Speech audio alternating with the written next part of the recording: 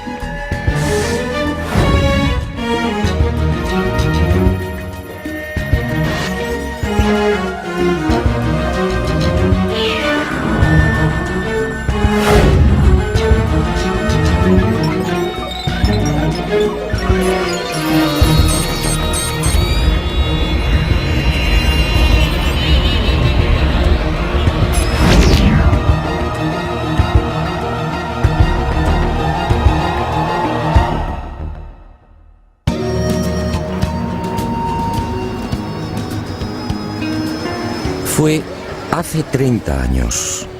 Aquí en Perú recibí el bautismo de fuego como investigador. Aquí, en una ciudad de Lima mucho más apacible y familiar, me enfrenté por primera vez al gran enigma de los ovnis. Aquí tuve la fortuna de contemplar 2 naves no humanas. Y aquí, justamente, supe de otros formidables misterios. Las pistas de Nazca, las piedras grabadas de Ica y el candelabro de Paracas, entre otros.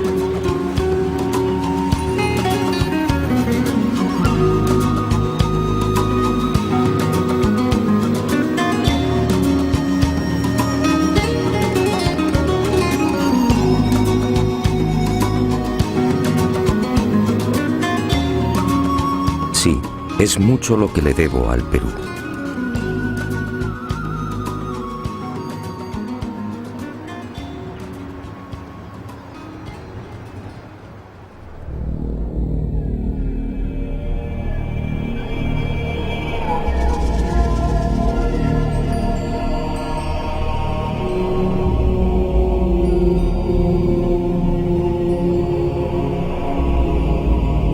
Candelabro de Paracas. Hace 30 años nadie supo darme razón del porqué de este gran tridente. Hoy la situación es la misma. Nadie sabe. Sus medidas son espectaculares. Longitud máxima 183 metros. Anchura de los brazos 3.2 metros. Profundidad de los surcos entre 1 y 1.2 metros. Y en la base un rectángulo de 20 por 14 metros.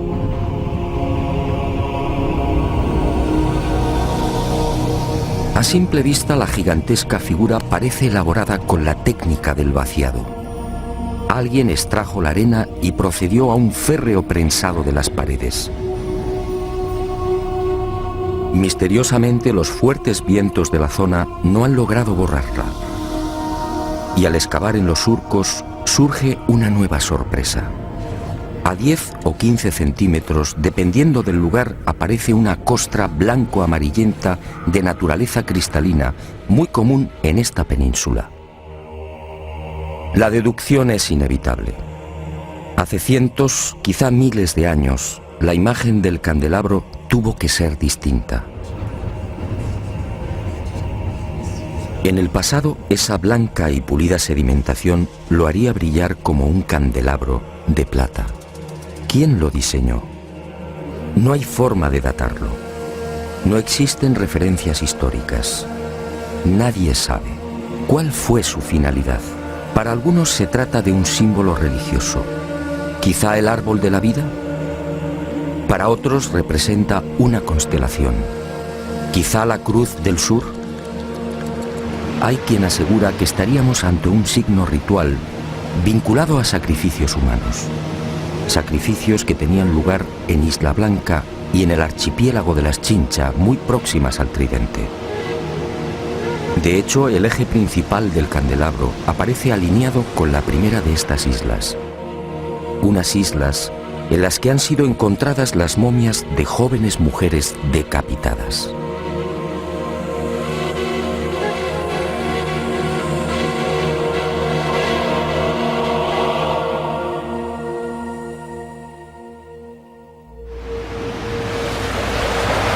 Para la mayoría de los estudiosos del candelabro, estas explicaciones son dudosas.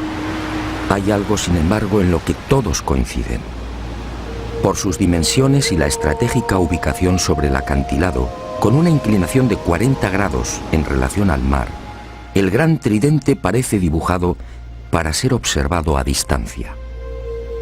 En los días claros, la figura puede ser contemplada a 20 kilómetros.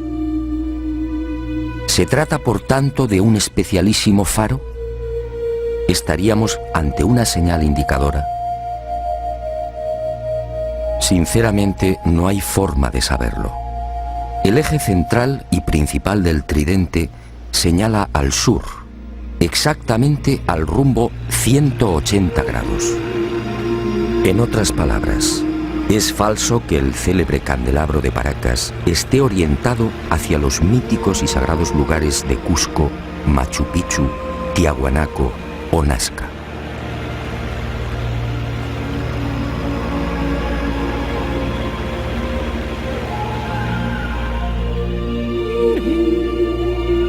¿Una señal indicadora? Es muy probable. Una señal para los navegantes y sobre todo para los que surcaban los cielos.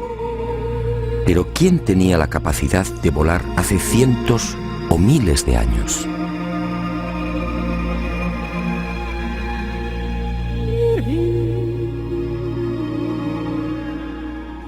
La pregunta parece absurda.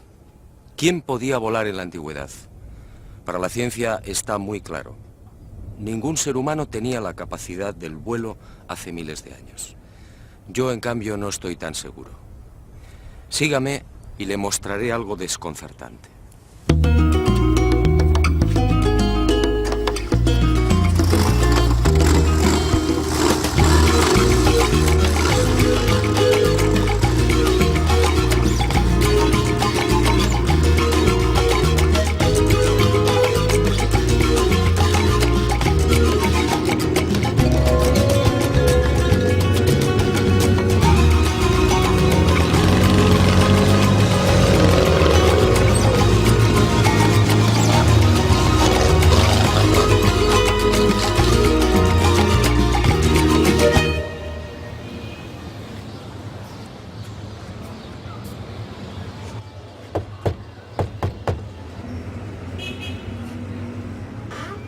Se han cumplido 30 años desde que crucé el umbral de esta puerta por primera vez. Fue entonces cuando conocí otro de los grandes enigmas del Perú. Otro misterio que sigue sin respuesta y que, en mi opinión, pudiera guardar relación con esa extraña pregunta. ¿Quién era capaz de volar en la antigüedad? En esta casa museo y durante más de 3 décadas, el doctor Javier Cabrera Darquea, fallecido a finales del año 2001, fue reuniendo la más increíble colección de piedras grabadas. El conocimiento establecido, ¿verdad?, nos parece inamovible. Pero la ciencia ha caminado moviendo ese conocimiento y permutándolo por verdades que sí son ciertas. Ahora,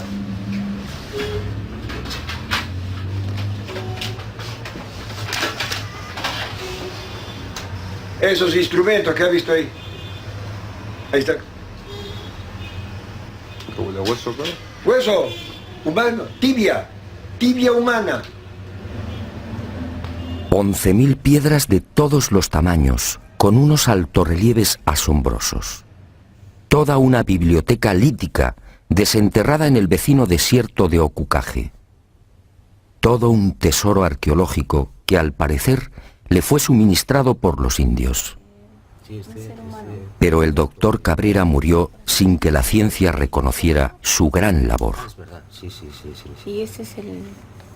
Lo mismo que salía en Japón, salió acá en Paracas. Ah, sí, es verdad, sí. Los seres que llevaban como una... En las piedras aparecen unos hombres realmente singulares. Son representados con grandes cráneos y con manos de 4 dedos, siempre sin pulgares. ¿Quiénes son estos seres? En opinión del doctor Cabrera, estaríamos ante una humanidad desconocida y remota que habitó la Tierra hace millones de años. Una humanidad, aseguraba el médico peruano, que alcanzó unos conocimientos y una tecnología extraordinarios. Y por razones desconocidas, desaparecieron.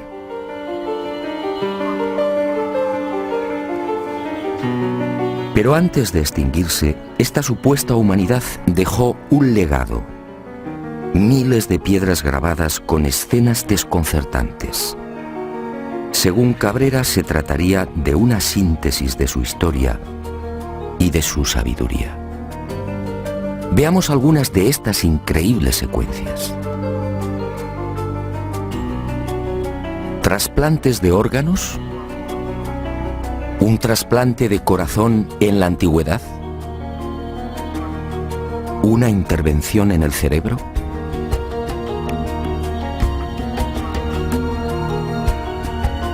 ¿Transfusiones de sangre?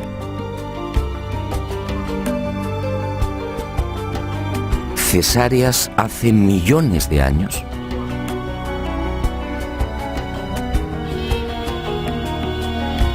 ¿Representaciones de órganos humanos? ¿Hígados? ¿Corazones? ¿Riñones?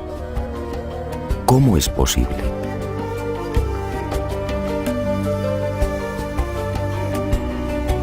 ¿Continentes hoy desaparecidos?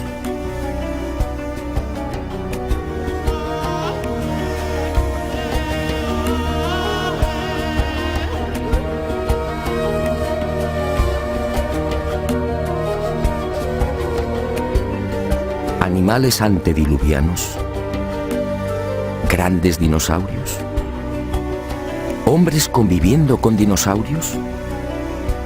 ¿Hombres aniquilando a estos temibles reptiles? ¿Cómo es posible si estos animales desaparecieron hace 65 millones de años?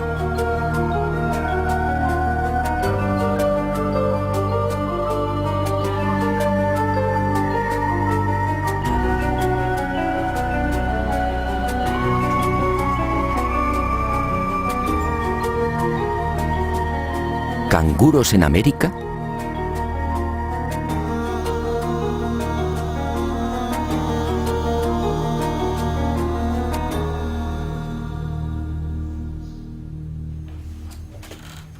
A lo largo de estos últimos 30 años, en las numerosas visitas a Ica y al desierto de Ocucaje, traté de descubrir el yacimiento del que supuestamente se extraían las piedras grabadas.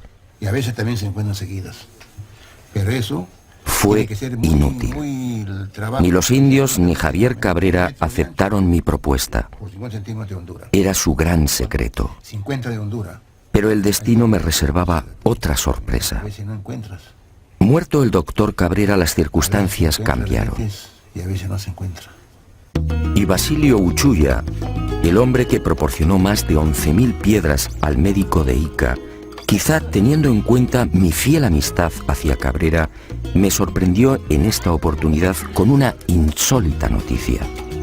Si lo deseaba, podía acompañarle hasta uno de los yacimientos. No podía creerlo.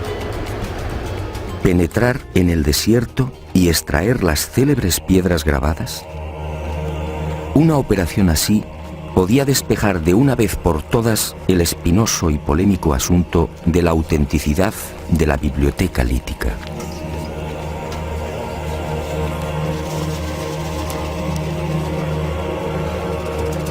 Eran las 08 horas de un caluroso miércoles 16 de enero del año 2002.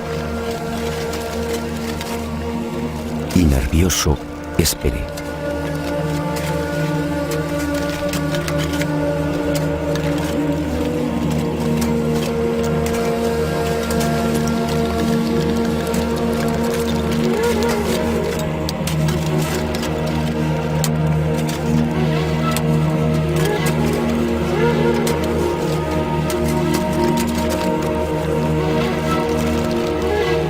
45 minutos más tarde, el corazón me dio un vuelco. Uno de los indios, Omar, detuvo la pala y señaló una piedra todavía semienterrada. Y observamos que el terreno está perfectamente apelmazado. Por tanto, es muy difícil que aquí haya habido algún tipo de manipulación previa.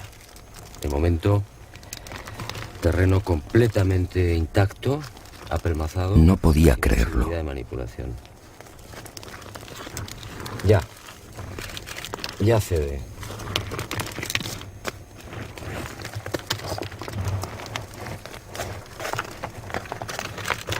Es pesada, grande, de unos 30 centímetros y probablemente de unos 5 kilos de peso por lo menos. Y le corta la cabeza. Al dinosaurio. Al dinosaurio. El dinosaurio con la desesperación pone la mano en el pecho y la otra la pone abajo. Esa es su pierna de él. Su otra mano que el indio corre a matarlo.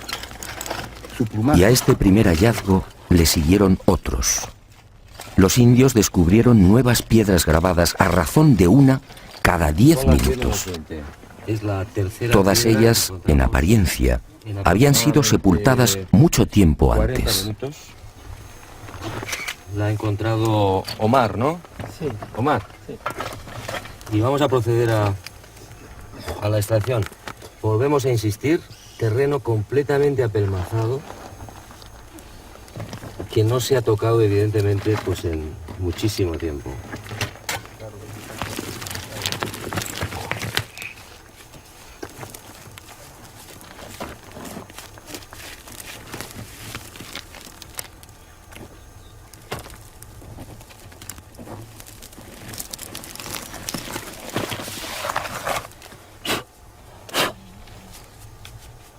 Y se bota. Aquí, Las grandes que tú le llevaste a Javier Cabrera, viene la parte de allá. de allá. Bueno, esta es la cuarta piedra. Son las 10 menos 5 de la mañana, fuerte calor, pero creo que está mereciendo la pena porque ante nuestra sorpresa aparece una más. ¿Quién sabe cuántas puede haber aquí, en este cerro?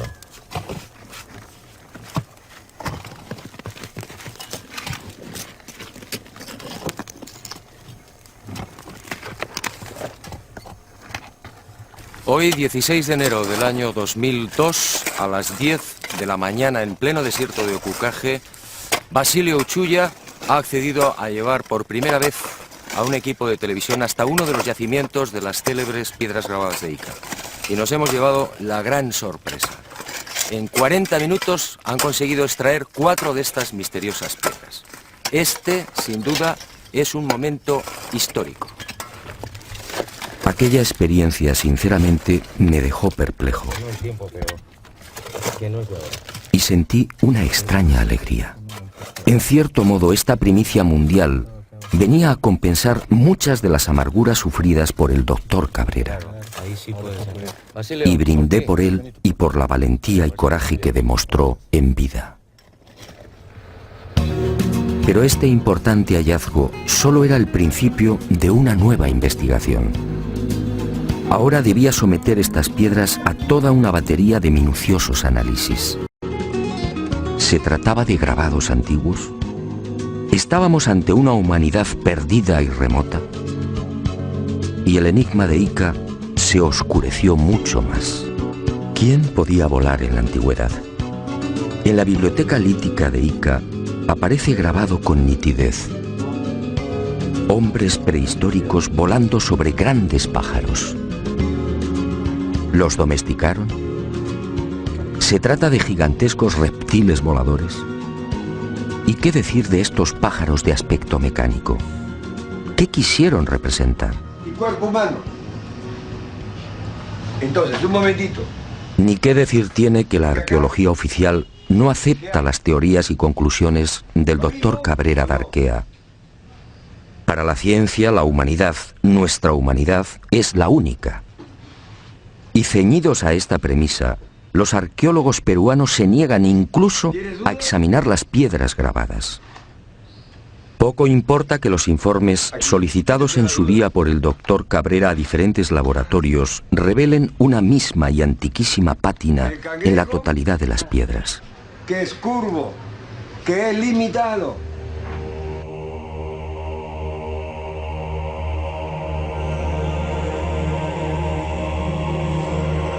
Como tampoco importa que algunas de estas piedras grabadas fueran halladas en el fondo de tumbas precolombinas. Este fue el caso del rector de la Universidad de Ingeniería de Lima, Santiago Agurto, quien en 1961 descubrió 4 de estas piedras en otras tantas tumbas al sur de Ica. Tumbas cuya antigüedad fue estimada en 2300 años.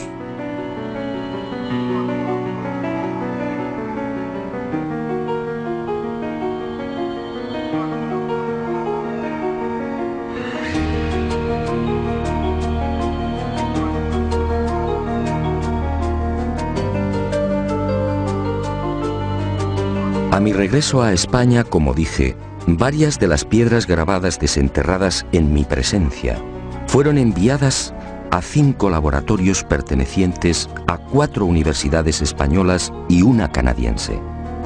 Aunque los estudios no han concluido, los primeros análisis arrojaron el siguiente resultado. En algunas de las piedras, las zonas grabadas presentan una oscura pátina, consecuencia muy probablemente de un largo proceso de oxidación natural. En palabras sencillas, esos grabados no son recientes. Pero otros estudios en otras piedras han puesto de manifiesto que las incisiones presentan una clara factura moderna. Los grabados habrían sido ejecutados con medios mecánicos motorizados. En suma, según estos análisis, y por ahora, algunas de las piedras extraídas del cerro serían recientes y otras antiguas. El enigma, por tanto, sigue en pie.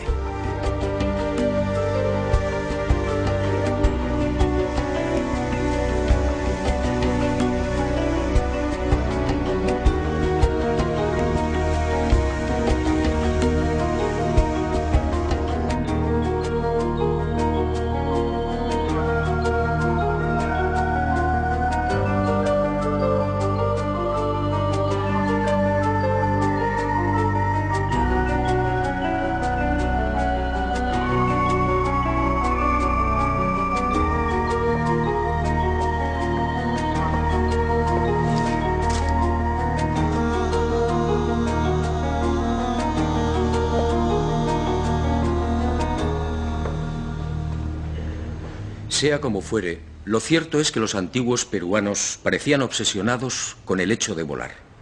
Esta es otra prueba, una prueba determinante.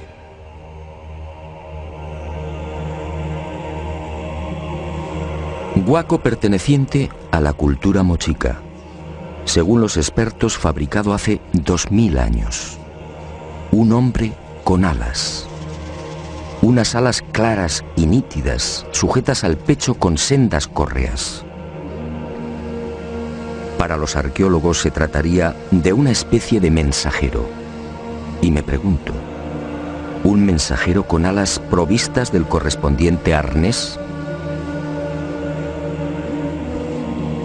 ¿No es más lógico pensar en la representación de un hombre que podía volar? Más aún, si los antiguos peruanos obviamente no estaban capacitados para practicar el vuelo, ¿no serán estos huacos y pinturas el recuerdo de otros seres que sí podían hacerlo?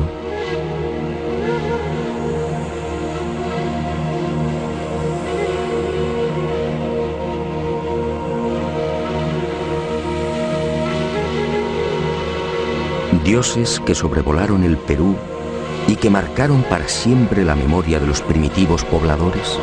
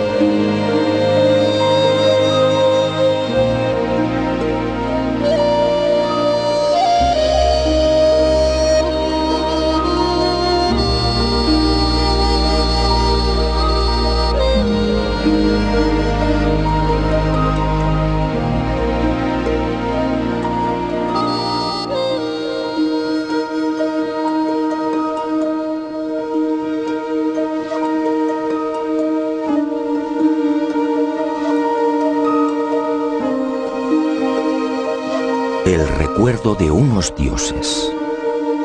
Quizás sea esta la explicación a las célebres y siempre fantásticas líneas y pistas que podemos contemplar en la desértica pampa de Nazca.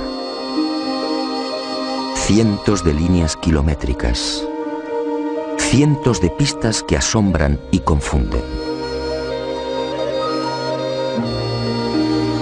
Cientos de figuras dibujadas en un paño de casi 600 kilómetros cuadrados, estratégica y misteriosamente concentradas en las pampas y cuencas de Jumana, Santa Cruz, Río Grande, Palpa, Ingenio y Nazca.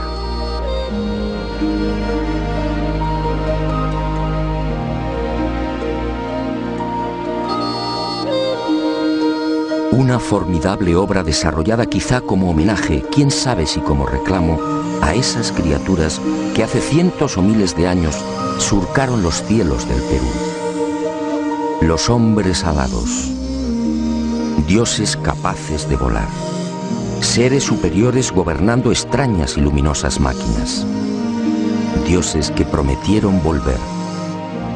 Y los hombres ansiosos plasmaron sus deseos en la tierra, dibujando grandes figuras, unas figuras solo visibles desde el aire, unas figuras mitad oración, mitad grito.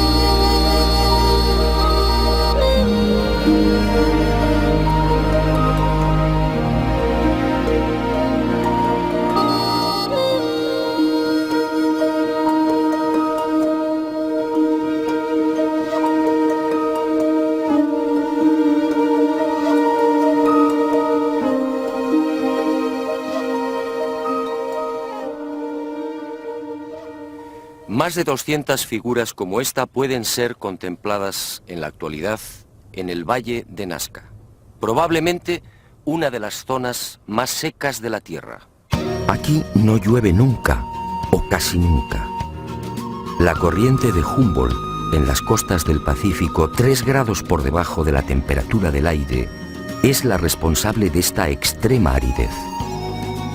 El índice de precipitaciones es realmente angustioso, apenas 1 centímetro cúbico al año. Y esas pocas gotas de agua se reparten en unos 30 minutos cada 2 años.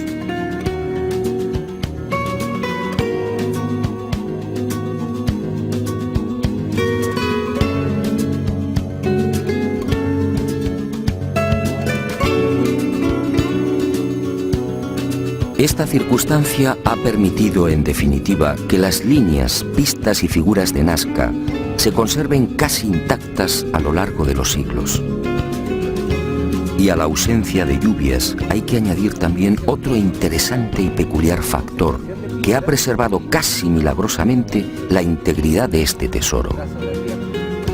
Los guijarros de la pampa, sometidos durante el día a fuertes temperaturas, acumulan el calor, creando una especie de colchón que aísla la superficie del terreno y sobre el que se deslizan vientos y arenas.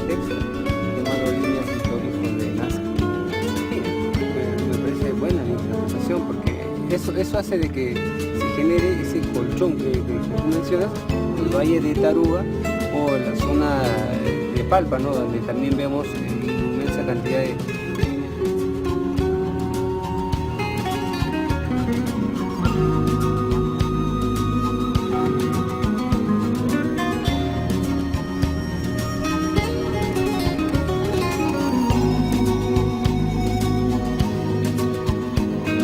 Amparados en estos dos importantes hechos, los creadores de las figuras hipistas solo tuvieron que proceder al barrido de la pampa para formar los dibujos.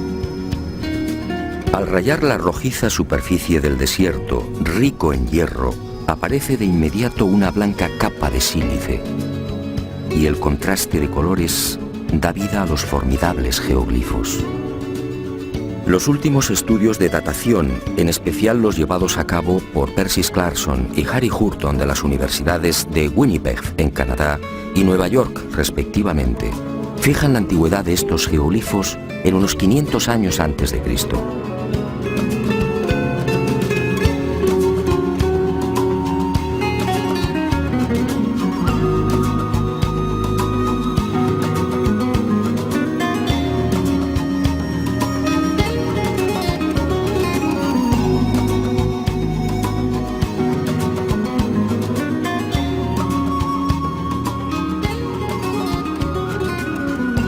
A diferencia de lo que sucede con el candelabro de Paracas, estas figuras de la pampa nazqueña sí disponen de un respaldo histórico. Cieza de León, que acompañó a Pizarro por el Perú a finales de 1537, fue testigo de excepción de estos signos. Así los califica. Signos en algunas partes del desierto que circunda Nazca. Y añade en sus crónicas que dichos signos eran tomados como caminos a seguir por las comunidades indias.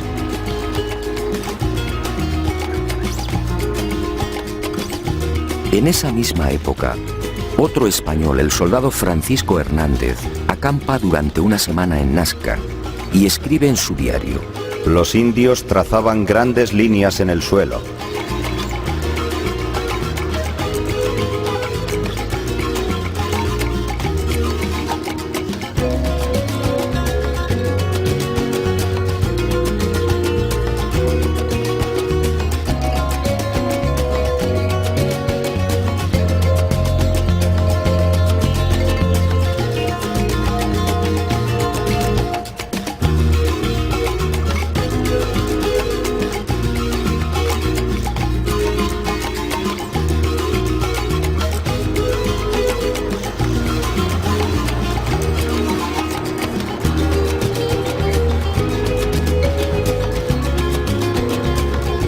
Años después, en 1586, el corregidor Luis de Monzón se dirige al virrey Toledo y le relata la siguiente historia. Antes que los españoles dominaran a los incas, en tiempos antiquísimos, un pequeño grupo de otro tipo de gente a la que llamaban los viracochas llegó a esta tierra. Y obedeciéndoles, los indios los siguieron e hicieron caminos que hasta ahora se pueden ver, largos como una calle, a cuyos lados construyeron muros bajos. ¿Los viracochas? ¿Quiénes eran? Cuando consulté a los indios, todos coincidieron. Señalaron al cielo y exclamaron: dioses, dioses que volaban, dioses que llegaron de Tiahuanaco y trajeron el arte y la agricultura, dioses que enseñaron cómo dibujar las líneas y figuras.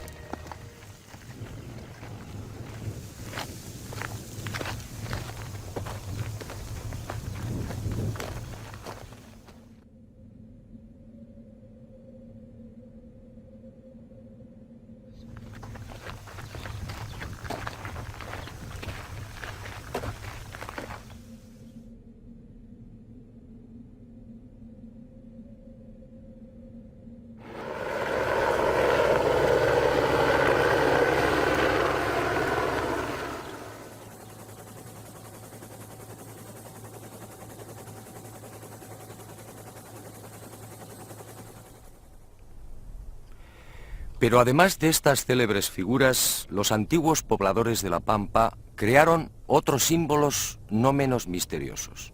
Unos dibujos que voy a ofrecerle en primicia. Sígame y juzgue por sí mismo.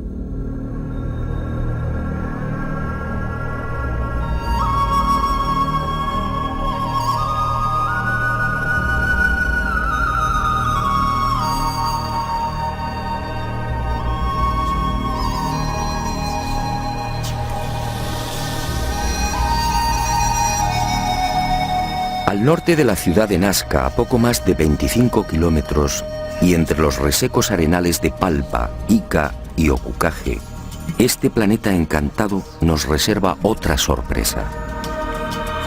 Decenas de geoglifos desconocidos.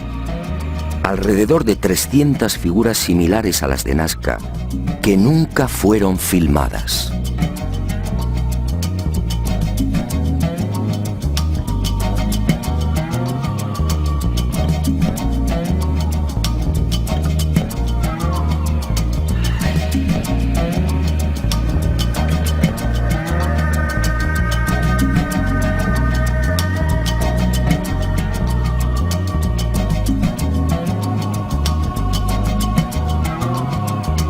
La huella de la serpiente. Más de 10.000 orificios de 1 metro de profundidad y 90 centímetros de diámetro que trepan por laderas y cerros. Nadie sabe qué significan.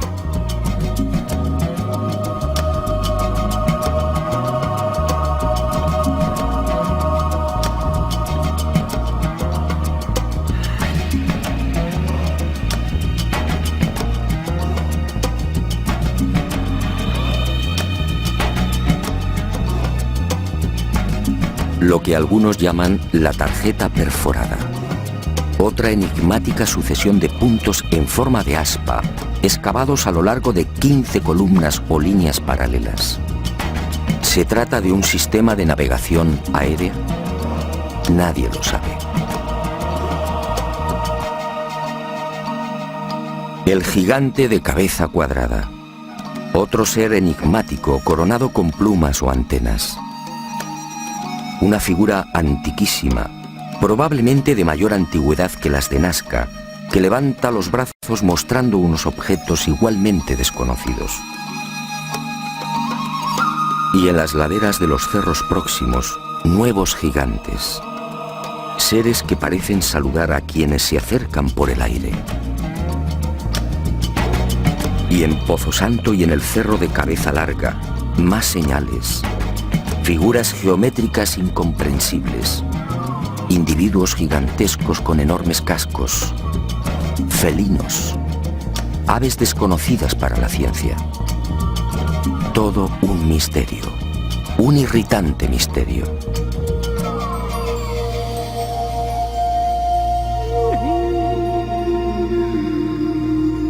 Y al igual que en el Valle del Ingenio, más líneas y pistas, cientos. Pistas de hasta 14 kilómetros.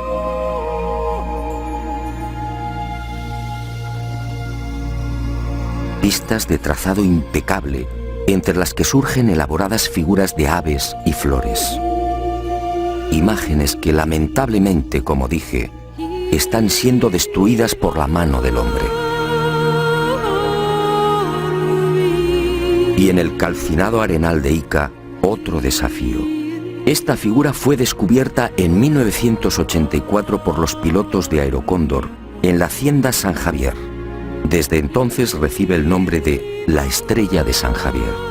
Mide 64 metros de diámetro y constituye sin duda el más arduo de los jeroglíficos.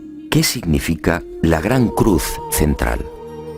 ¿Cómo debemos interpretar los 200 orificios y las decenas de líneas que unen los círculos? ¿Estamos ante un mensaje matemático?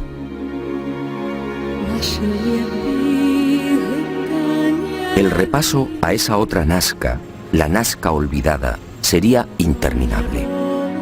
Y decidimos concluir con una figura que no precisa demasiados comentarios. Un colibrí de 50 metros de longitud, con algo muy especial sobre su cuerpo. Sí, todos los que lo contemplan coinciden. un avión.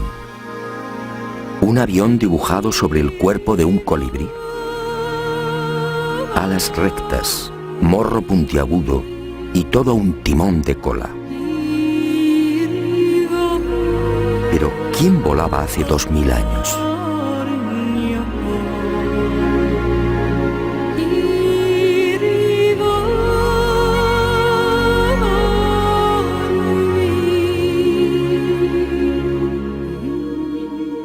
El enigma de Nazca ha cumplido 75 años. En 1927, el antropólogo Toribio Mejía era el primero en enfrentarse a este gigantesco y misterioso tablero.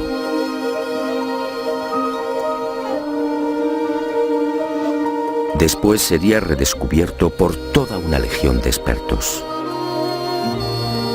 Para Kosok, por ejemplo, estas figuras eran la representación de las trayectorias del Sol, de la Luna y de los planetas. En otras palabras, el mayor libro de astronomía del mundo. Para Maria Reiche, la matemática alemana que dedicó su vida al estudio de la Pampa, se trataba de un calendario. Un formidable calendario en el que las figuras reproducían constelaciones y las líneas marcaban solsticios y equinoccios. Gerald Hawkins sometió esta teoría de Reiche a las computadoras y comprobó que la hipótesis del calendario era falsa. Para el explorador inglés Tony Morrison, las líneas son caminos, senderos sagrados que unirían templos. Pero, ¿dónde están esos supuestos templos? Otros, como Jim Gutman, están convencidos de que los antiguos pobladores del Perú llegaron a fabricar y utilizar globos aerostáticos. Así, dicen, diseñaron las figuras. Dobkin, de Ríos y Cárdenas van más allá y apuntan una explicación tan poco convincente como las anteriores. Según estos científicos, las figuras de Nazca no serían otra cosa que el resultado de la ingestión de alucinógenos por parte de los indios. William Isbell, en cambio, afirmaba en 1980 que estos geoglifos fueron la consecuencia de un simple entretenimiento, un procedimiento para mantener ocupada a una gran masa de población. La hipótesis no se sostiene porque, entre otras razones, estas figuras fueron trazadas a lo largo de 1500 años como mínimo. Henry Sterling llegó a proponer una explicación que obviamente fue desestimada. Los geoglifos de Nazca, escribió, son en realidad un gigantesco telar. Y recientemente se ha puesto de moda otra versión que tampoco termina de convencer.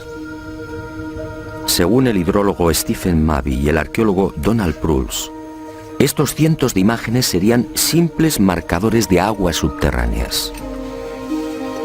El problema que hace tambalear los informes de estos científicos de la Universidad de Massachusetts es que de las 500 figuras existentes en los desiertos peruanos, solo 5 coinciden con napas o mantos de agua subterránea. Solo 5.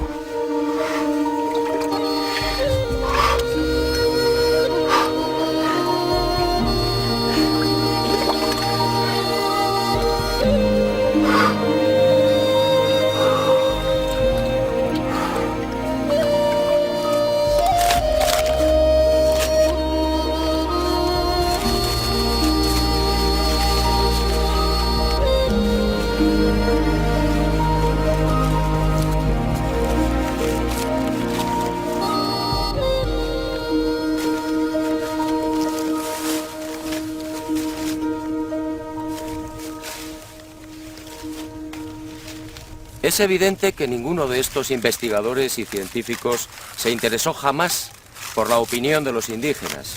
Yo sí lo he hecho. Y esta es mi conclusión. La tradición peruana dice: hace mucho tiempo, sobre esta pampa descendieron unos seres que podían volar. Fueron los viracochas, los dioses llegados del este. Unos hombres buenos que trajeron la paz, la concordia y el progreso. Y fueron esos dioses quienes dibujaron las primeras líneas y figuras. Después, nosotros, los hijos de los viracochas, seguimos su ejemplo y aprendimos a dibujar en la arena.